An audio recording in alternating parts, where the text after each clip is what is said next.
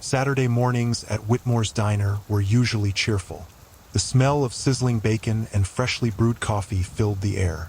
Kids pressed their noses against the pie case, while old men argued over baseball scores at the counter. But on this particular morning, the air turned cold.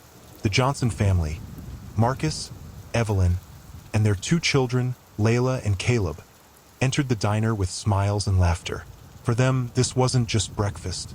It was a milestone. After 15 years of long shifts, late nights, and sacrifices, Marcus had finally paid off the mortgage on their home. Today was supposed to be a day of joy, a day to show their children that hard work pays off. They slid into a booth, unaware of the storm about to break.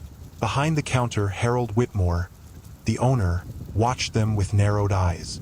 He was a man who prided himself on tradition, a man whose smile never reached his eyes when black families walked in. He had tolerated them before, but today, something inside him snapped.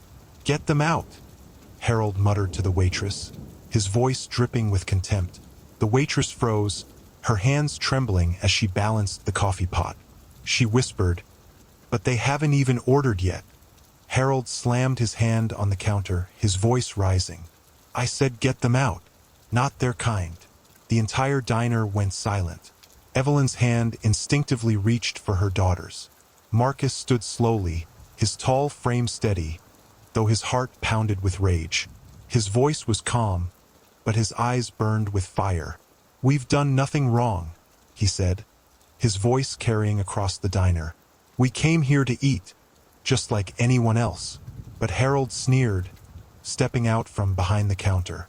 "Not in my place. Not your kind of people. Now, get out before I call the cops."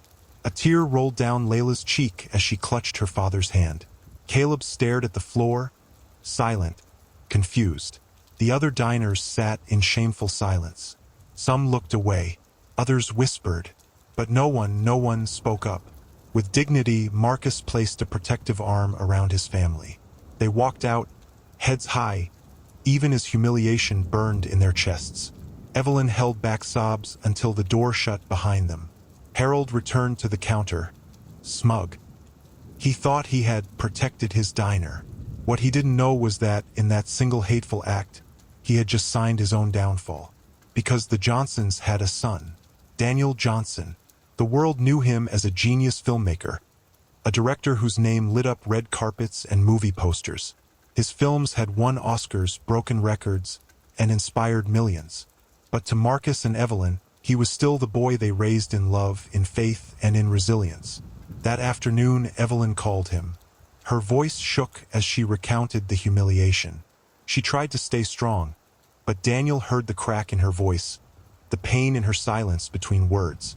Marcus, steady as always, tried to downplay it, but Daniel heard the weight in his father's sigh, and that was enough. Daniel's hands clenched around his phone. Rage coursed through him, but it wasn't reckless. It was focused, like a director setting the stage for a final act. Because here's the twist. Daniel wasn't just any famous son. He was also the silent investor behind Harold's grand expansion project.